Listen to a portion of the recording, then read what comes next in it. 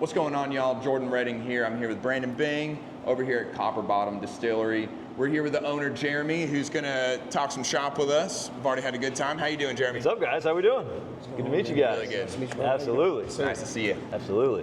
What you got going on here? I mean, you got some beautiful bottles going on, and Come on down. Tell us a little about it. Come on down a little further. So we are primarily a rum distillery. Okay. We do make a vodka because so many darn people are asking for one, but we primarily make rum. A couple things that really separate us from other distilleries is one, we make every drop of it here in-house. We don't buy it in, we don't repackage it. Another thing we're really proud of is we don't add any sugar, flavors, colors, or any additives, which in rum is pretty rare. Most rums at least add sugar and some additives to it. So all of the color and the different things you're getting from it is just from different barrels that we use. And then we use a raw, unrefined sugar cane that we get out of South Florida, and we use that to make all of it, including the vodka, believe it or not. So yes, we do that all here in-house, all right next door. We also do some co-packing for some other products as well, so we do have some other things, but for the most part, this right here this is our lane. This is what we make. It looks really good. Now, I am someone who doesn't know a lot about alcohol at all, and we have a couple connoisseurs here, it looks like. So, can you explain a little bit about your process and maybe how yours is a little different? I know you said you don't add sugar and different things like that, but dive a little deeper into what makes your product so special. So, first one is the vodka. Honestly, I'm not a big vodka fan. I don't like vodka. I didn't want to make vodka because I don't like it. But I'll tell you, I drink the heck out of this one. And what the big difference between this one and anybody else's, we make it. Vodka, almost nobody makes vodka. Even the big guys, most of them are just buying it in bulk from these giant ethanol plants, throwing it in their fancy bottles and calling it their own. So they all kind of smell and taste like rubbing alcohol. We make ours from sugarcane, and we do it in a more traditional style, so it actually has some character to it. It doesn't just taste like rubbing alcohol. Our rums, we use a raw sugarcane as opposed to molasses. Most rums in the world use molasses, which is great, nothing wrong with that. But we use a raw sugarcane, so you get a little bit broader flavor profile, a little bit more delicate. So like our white rum, we get a lot of like butterscotch, banana, vanilla notes. And the great thing is none of that's added. That's just from the sugarcane and the yeast that we use. All of our dark rums are barrel aged. So our single barrel rum, we age for a minimum 3 years in one choose bourbon barrels, which is what gives it all that color and additional flavor. Color. Drinks a lot like a whiskey because it's barrel aged and because we don't add sugar. These other ones are a little bit more specialized. Our beer barrel finished rum, these are cool little collaborations we do. What we do is we'll take our single barrel that we aged for 3 years or so. When I emptied that barrel, I took it to a local brewery and they aged their beer in our rum barrel. This one in particular went to McKay's, a little brewery down the road, and they aged their barley wine in our rum barrel. But when they were done, they gave it back, and I put this back in it for another year. So a little over 4 years old, 3 years in a bourbon barrel, 1 year in a barley wine barrel. Same thing with the wine barrel rum. We spent at least 3 years in a bourbon barrel, and then this one went to a small winery in Ohio. They aged their red wine in our rum barrel, so it pulled those rum notes into their wine. But when they were done again, they gave it back. We put this back in there, and it pulled out some really cool flavor. And you can see even very different colors. Yeah, and for it's sure. just from the different barrels it was in. It really is an art, isn't it? I mean, it's a creative thing. And Absolutely. Yeah. So there's definitely a science to it, but the science is pretty basic, right? I mean, everybody's seen the shows. Anybody can go out in the woods and make alcohol. There's definitely an art to making it taste good and that you're not going to hurt somebody too. Right. So there's definitely an art to it, no doubt about it. Absolutely. Now, do you also design, like, who does the design on the bottles? I can't take credit for that. That's my wife. That looks so good. Yeah, so my wife did all the label design. She worked with the designer. She knew what she wanted, and she did all that. There's a couple of them that I designed, but none of them are out here, so it doesn't matter. That's the thing that always intrigues me is just a good design. I love this one, the old pirate look. I mean, that's awesome. So, I mean, this is, you're calling it Florida rum. I mean, is that, what about it is like that Florida taste or something? So a couple things. One is the biggest thing with barrel aged products is that it's aged in Florida. Every place that you're going to age a product, kind of like wine, you kind of get that terroir effect, right? So every region or every place that you age it in is going to have a different impact on what it's going to taste like. So to give you an example, if I took 3 exact same barrels, put the exact same rum in it, I left one here, I took one to New York, I took one to California. We let them sit for 5 years, we bring them back. Open them up, they'll taste completely different. Wow. And even though it's the same stuff going in, the environment around it, the climate, the humidity, the barometric, the salt air here, everything is a factor. So it really does make a difference. The other thing is we try to use as much Florida ingredients as possible to try to get the flavors that we want. It's it's just different than other rums. Like I said, a lot of the Caribbean rums, a lot of them, and not just Caribbean rums, but just rums in general, add a little sugar to them. And there's nothing wrong with that, but it sweetens it up a little bit, and most people assume that rum is supposed to be sweet. If I was to give you this or any of these without telling you what it was, just out of context and said, here, try this, you'd probably think it was a whiskey of some kind because it drinks a lot like a whiskey because it's barrel aged. Right. Interesting. That's awesome. And I bet it helps to be so close to the beach right here. This is like pirate territory. That's right. Right up the road, Yeah. We got the McCoys who are here, and all them. Yeah, his house was literally about a quarter mile down the road from here. Yeah. So his house it's is still kind of there. in the culture here a Absolutely. little bit to have this style of rum. There's a lot of that's really cool. Even from someone who's on the outside, I look at that. I mean, I respect the heck out of that. That you could historically we have that here, and it's rich in our culture. So thank you for also. One of the coolest stories that I didn't know anything about until we did this was, believe it or not, this whole area was part of a big sugarcane plantation and rum distillery back in the 1760s. It was the Three Chimneys distillery and sugarcane plantation. It was 20,000 acres, and this was part of it. It went all the way from Ormond all the way down past the track. And it's 20,000 acres worth of sugarcane and a rum distillery. And it was the oldest one in North America, and it was right here in town. Wow. Bill McCoy, his house is a quarter mile down the road from here. Who was the big mobster? Al Capone had a house here in town, and they were when they were running during Prohibition. So there's a lot of cool local history. NASCAR started with bootlegging and run running. Isn't that crazy? Yeah, it's awesome. There's a lot of cool history in town that a lot of people, even locals, don't really know about. Yeah. Yeah, well, thank you for having such a cool business here. Thank you, Copper man. Bottom Distillery. We're here with Jeremy and Brandon Bing. I mean, I'm sure you're wanting to dive in there. I mean, try something, huh? Yeah. Why not? Let's go. All right. Thank you so much, Jeremy. Cheers, man. Thank you guys so much. Appreciate it. Absolutely.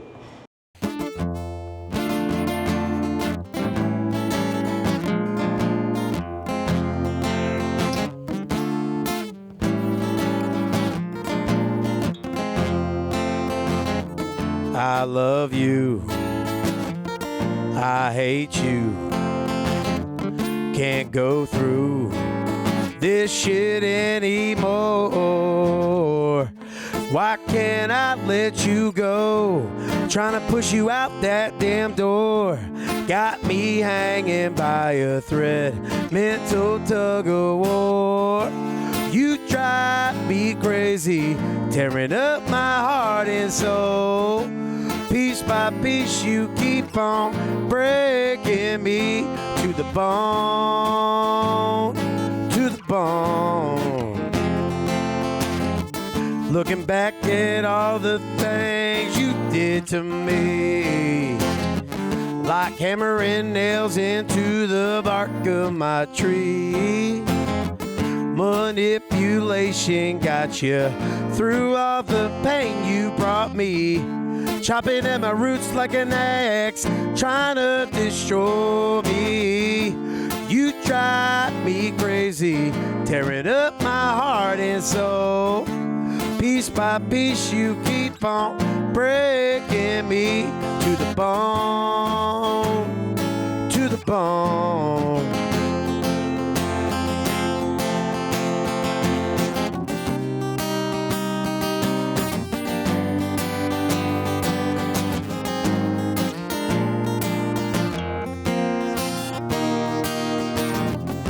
Scars remain from all the knife cuts you made. Got me chained to a stake from all your toxic ways.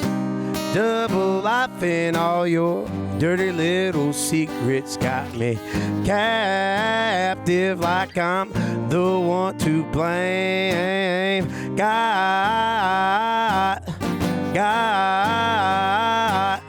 Got me captive like I'm the one to blame. You You drive me crazy, tearing up my heart and soul. Piece by piece, you keep on breaking me to the bone, to the bone, to the bone, to the bone. You drive me crazy, tearing up my heart and soul. Piece by piece, you keep on breaking me on to the, to the, to the, to the, to the, to the, to the bone.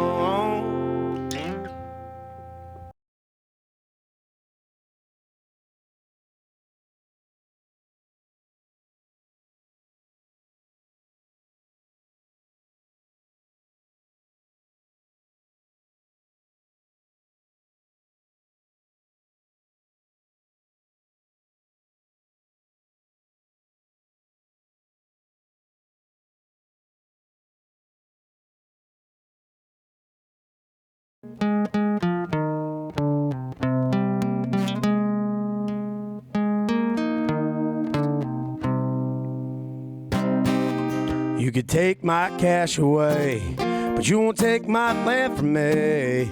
Buried beneath these swamps and clay is where my whole family lays. Down deep in the hollers of Georgia is where the devil wins. Don't get caught in this old quicksand. Life flashes as you take your last breath. Pain in this muddy old creek runs deep. Gonna see if you drown. Should've never came drifting through this one light town. Gambler sitting on the corner, smoking hand rolled two snake eyes. Two-night town I meant for one. Try to take my land, you'll lose your light, light, light, light.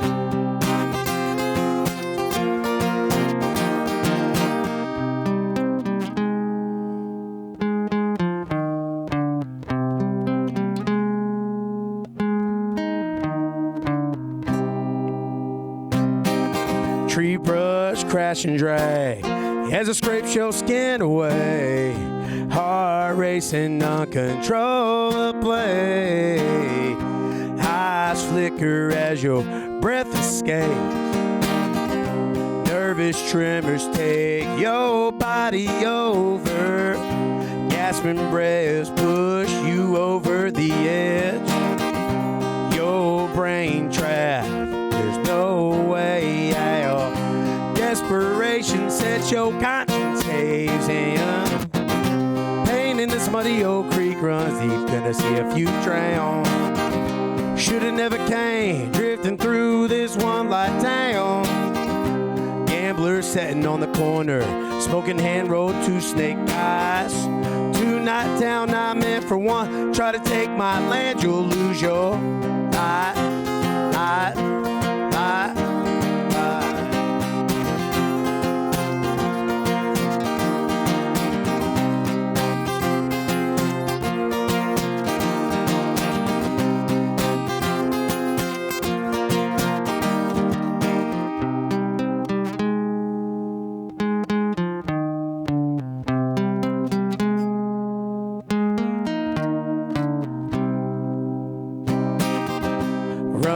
Fearfully to get away. You trip and fall to what the end will be. Roll down the edge of the river bank. Shots fire, you collapse instantly. Splash and swallow last drops of holy water. Red scarlet darkens water where you lay. Float and drift away through the land of my family. Trespass a place you never should have been. I said, trespass a place you never should have been. Pain in this muddy old creek runs deep. Gonna see if you drown. Shoulda never came drifting through this one light town. Gambler sitting on the corner, smoking hand rolled two snake eyes. Night down, not meant for one. Try to take my land, you'll lose your life, light, light, light. You're gonna lose your life.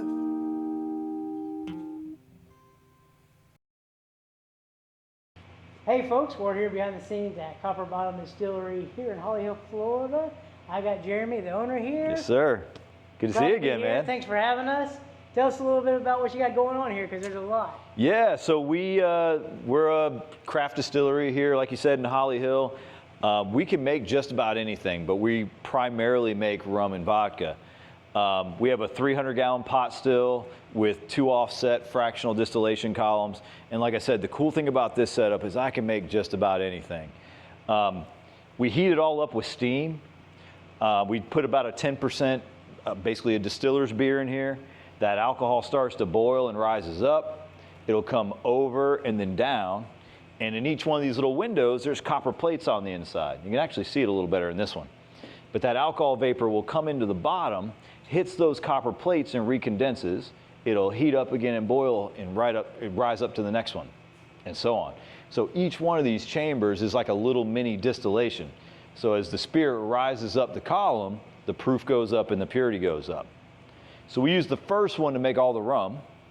It usually takes about 7-8 hours to run through 300 gallons, about 170 proof or so. The vodka actually has to go through both of them in series all the way to the ceiling.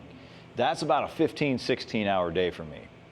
The problem though is I'm not done yet. I got to put it back in the next day and do it all over again, another 15 hours, which is why nobody makes vodka.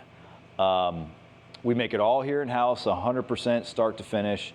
The vast majority of the vodkas on the shelf, they just buy in a bulk spirit, they slap their fancy label on it, and they call it their own. But we make ours 100% here in-house. And then the last column over here is the final condenser. That's what's going to turn that hot alcohol vapor back into a liquid so we can catch it back there in our receiving tanks.